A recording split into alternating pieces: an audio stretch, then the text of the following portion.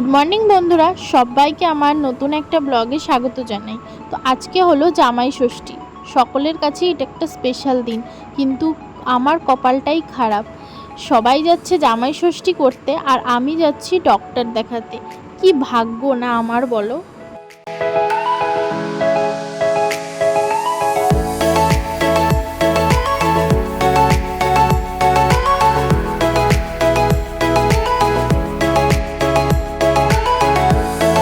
সেই ছোট্টবেলায় মাকে হারিয়ে কপালটাই আমার খারাপ, কারণ মা ছাড়া দুনিয়াটাই যেন অন্ধকার। আর অনেক কষ্ট করেই বড় হয়েছি।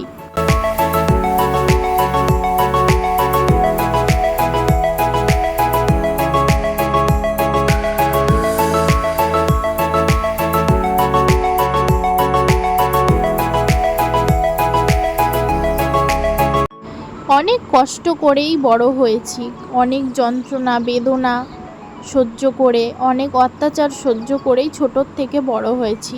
কারণ আমার মা ছিল না, আমাকে দেখার মতো কেউই ছিল না। আমি সত্যি অনেক কষ্ট করেই বড় হয়েছি।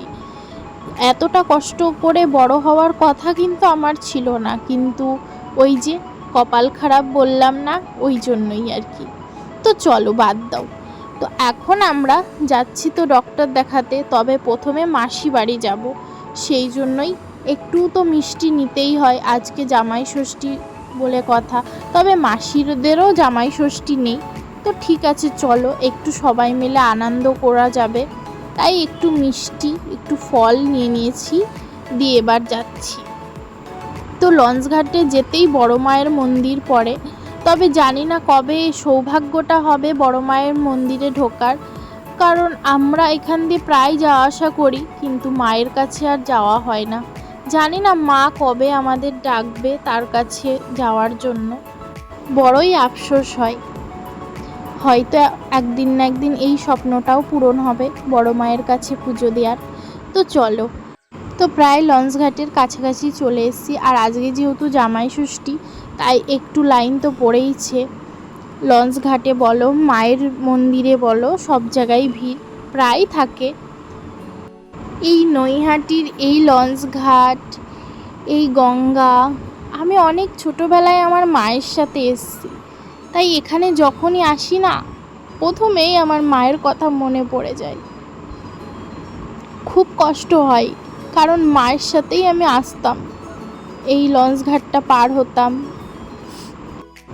মায়ের কথা মনে পড়লেই খুব কষ্ট হয়, সবসময় মনে পড়ে, কিন্তু তবুও ভুলে থাকার চেষ্টা করি। আমি জানি সে আর ফিরে আসবে না, কিন্তু মা, আমি সব কিছু বুঝে ওঠার আগেই কেন তুমি আমাকে ছেড়ে চলে গেলে? আমি তো অনেক ছোট ছিলাম, কিছুই বুঝতাম না, কেন যে তুমি চলে গেলে আজও বুঝতে পারলাম না।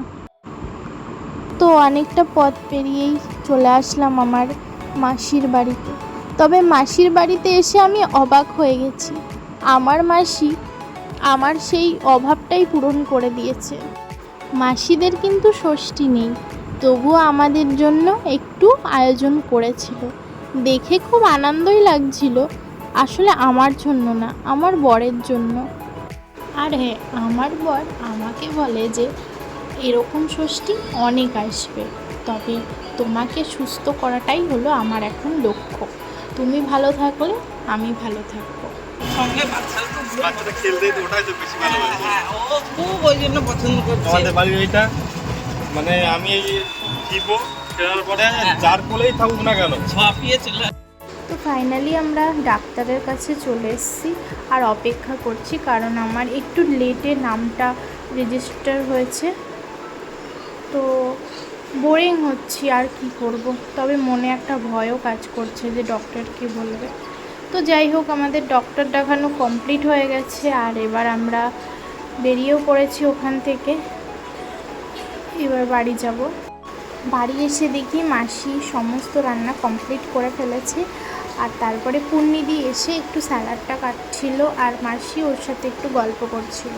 আর আমার তো মানে এত রোদ সহ্য হয় না, বাড়ি এসে এত রোদে আমি পুরো গরমে পুরো আধা সেদ্ধ হয়ে গেছিলাম। তারপরে এসে একটু, যেহেতু রোদ থেকে এসছে তাই একটু রেস্ট নিয়ে নিলাম, তারপরে একটু স্নান করে ফ্রেশ হয়ে নিলাম।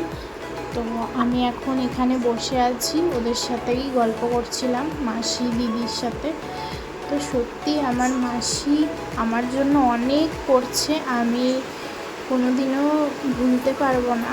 আজ আমার বিপদে আমার মাসি দিদি এরাই আমার পাশে রয়েছে, আমি কোনোদিনও ভুলতে পারবো না। এই ঋণ কোনোদিনই শোধ করার না। সত্যি মায়ের পরে মাসি আমার এই বিপদের সময় দায়িত্ব নিয়ে সমস্তটা দেখছে। আর এদিকে তো খাবার দাবারের আয়োজন করা হয়ে গেছে, একটা ছোট্ট করেই জামাই ষষ্ঠী পালন করছি, মানে আর কি মাসি আয়োজন করেছে। আমি তো ভাবতেই পারিনি, অবাক হয়ে গেছি। তো আমি তারপরে খুশিও হয়েছি। তো যাই হোক,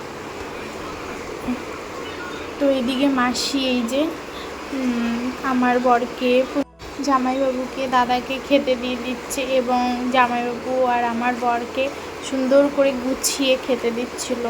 তারপরে আমাদের খাওয়া দাওয়া কমপ্লিট হয়ে গেছে। আর আমার পুণ্যিদির মাথায় ভূত চেপেছিল যে ও এখন আম পাড়বে। আসলে মাসির গাছে আম হয়ে হলুদ হয়ে গেছে, কিন্তু মাসির পাড়ার সময় হয় না, কারণ মাসি যেহেতু নিজেও একটা কাজ করে, প্লাস সংসার সমস্তটাই মাসিকে দেখতে হয়। যেহেতু আমার নিঃশ্বাস কয়েক বছর আমাদের মধ্যে নেই, তাই জন্যই আর কি মাসিকেই সবটা দেখতে হয়।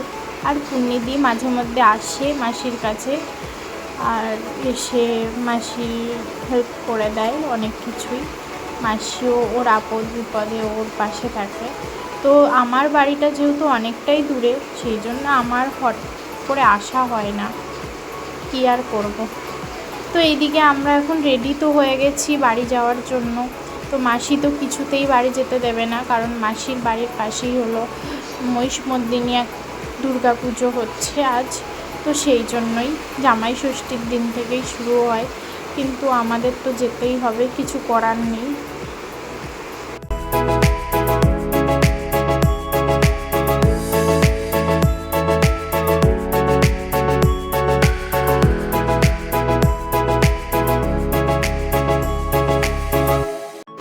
আসতে ইচ্ছে করছিল না, কিন্তু উপায় ছিল না, তাই কি বাধ্য হয়েই বেরিয়ে আসলাম। তো যাওয়ার পথে ভাবলাম একটু মায়ের দর্শনটা করে যাই। তো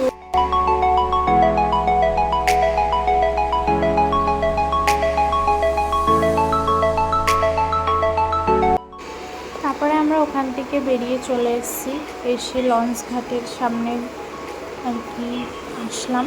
এবার আমরা লঞ্চটা পার হয়ে নেব, ওপারে যেতে হবে। এপারে চুচুড়া, ওপারে নৈহাটি। আর একটু লেট করলে লঞ্চটা আর পেতাম না, কারণ এক্ষুনি লঞ্চটা ছেড়ে দেবে। আমরা একদম কাটাই এসেছি টাইমে।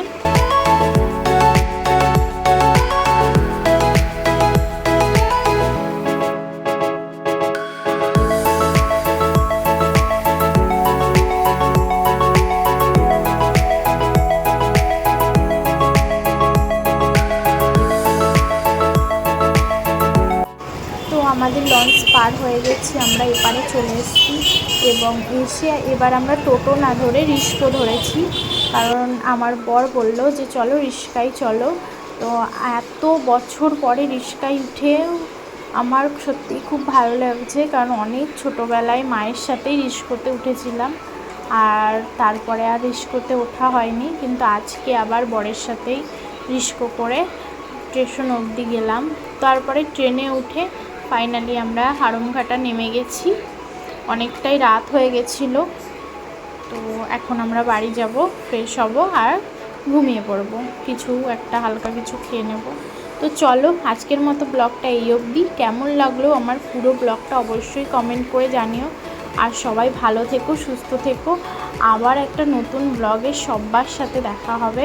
সবাইকে জানাই শুভরাত্রি।